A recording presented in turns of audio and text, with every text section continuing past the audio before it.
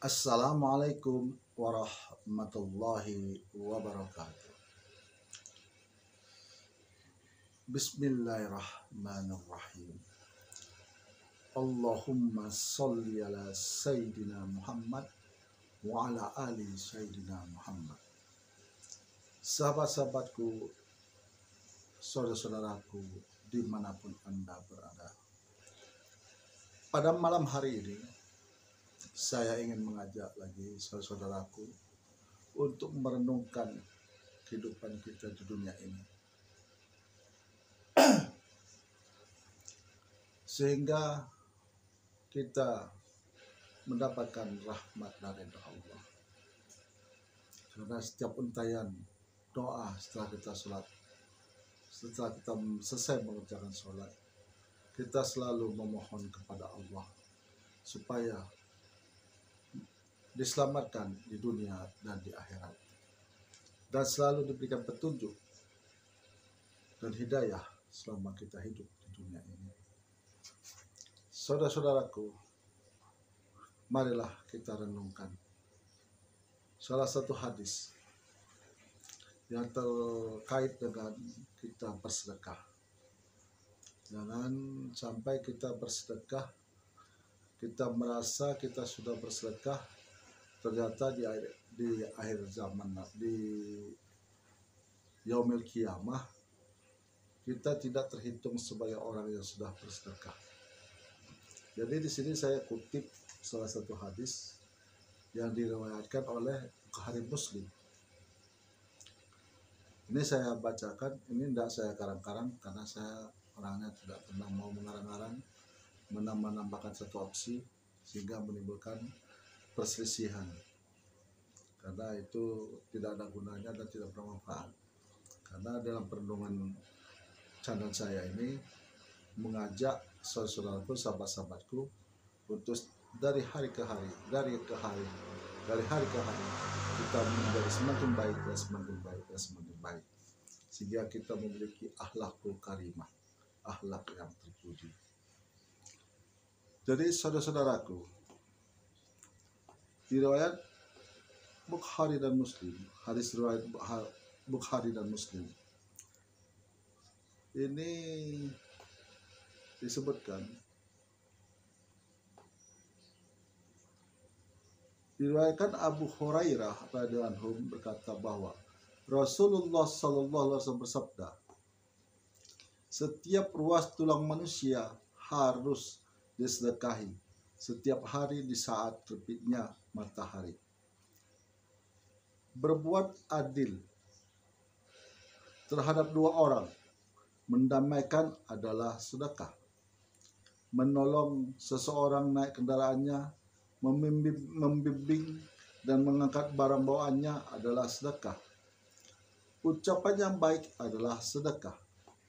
Berkata yang baik juga termasuk sedekah. Begitu pula setiap langkah berjalan untuk menunaikan sholat adalah sedekah. Serta menyingkirkan sesuatu rintangan dari jalan adalah sedekah. Jadi hadis riwayat Bukhari dan Muslim. Saudara-saudaraku, mari kita renungkan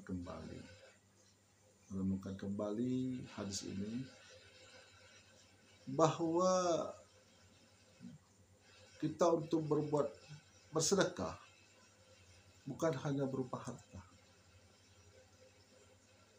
tapi berbuat baik dengan sesama, mendamaikan dengan sesama, mendamaikan orang bertengkar, menolong orang, kasih sayang dengan sesama, mengucapkan perkataan yang baik, itu semua bersedekah. Nah, kapan itu bernilai ibadah? Kapan itu semua bernilai ibadah? Kita bersedekah dengan harta, kita bersedekah dengan uang, kita bersedekah dengan tenaga kita, dengan cara menolong orang. Sebagai contoh, ada orang buta yang ingin menyeberang, kita bantu dia untuk menyeberang sampai tujuan dia. Nah, kapan itu jatuhnya bernilai sedekah? Jadi bersedekah itu akan jatuh hukumnya kita itu bersedekah. Apabila kita niatkan karena Allah, mengharapkan rahmat ridha Allah, maka barulah bernilai sedekah. Disinilah selalu saya mengajak saudara untuk melakukan permohonan, sehingga amalan kita, setiap amalan yang kita perbuat bernilai ibadah dan diterima di sisi Allah Subhanahu wa Ta'ala.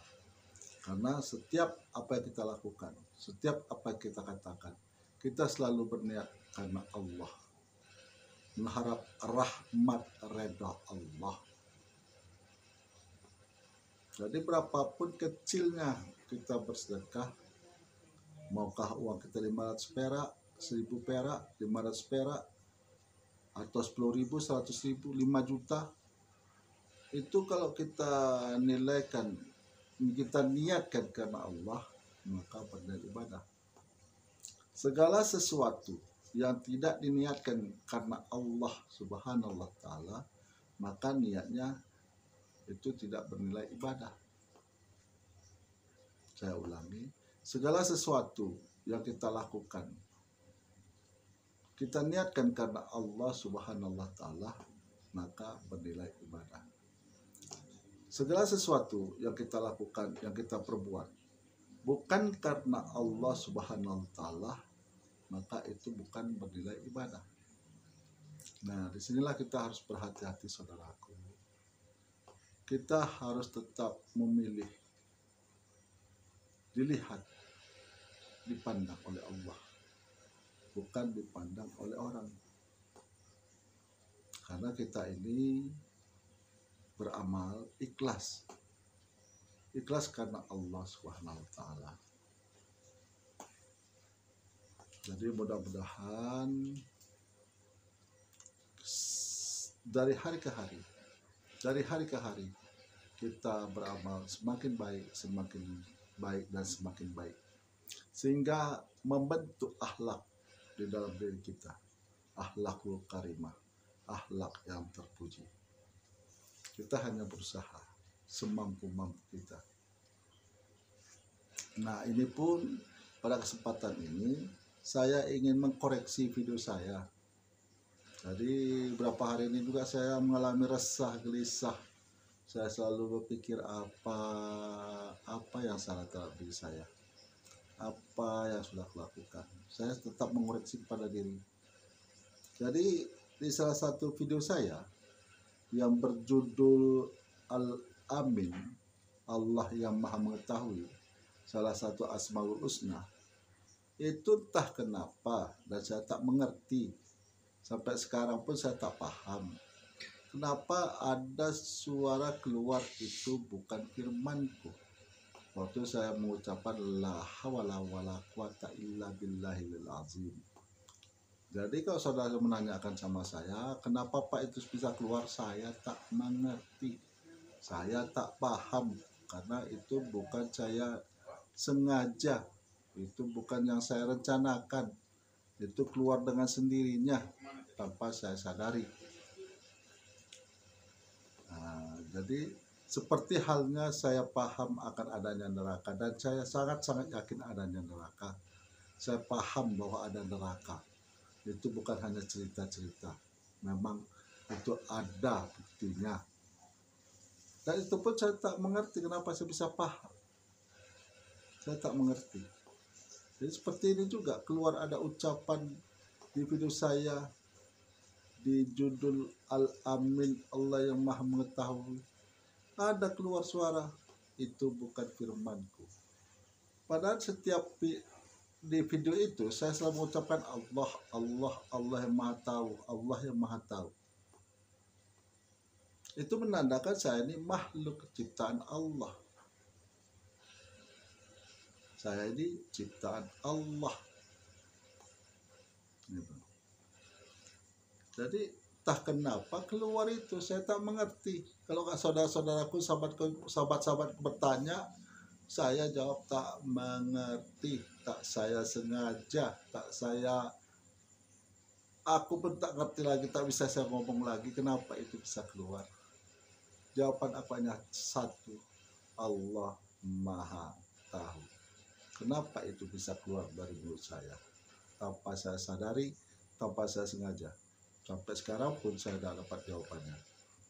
Hanya Allah yang Maha tahu. Jadi ini pun yang di video saya di Al-Amin, Allah yang Maha mengetahui, salah satu ucapan saya itu tanpa saya sadari dan tanpa sengaja terkeluar, itu bukan firmanku. Sudah saya koreksi, sudah saya jelaskan supaya jangan ada salah tafsir, jangan ada salah paham. Karena saya ini orangnya cinta damai dan paling tak suka dengan adanya perselisihan. Karena saya ini bukan orang baik, saya ini orang bodoh, ya kan?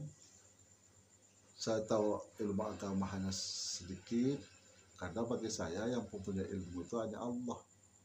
Yang maha sempurna itu hanya Allah. Nah, mudah-mudahan video yang saya buat ini bermanfaat bagi kita semua, bagi saudaraku dimanapun Anda berada. Akhirul kalam, saya akhiri dengan Assalamualaikum warahmatullahi wabarakatuh.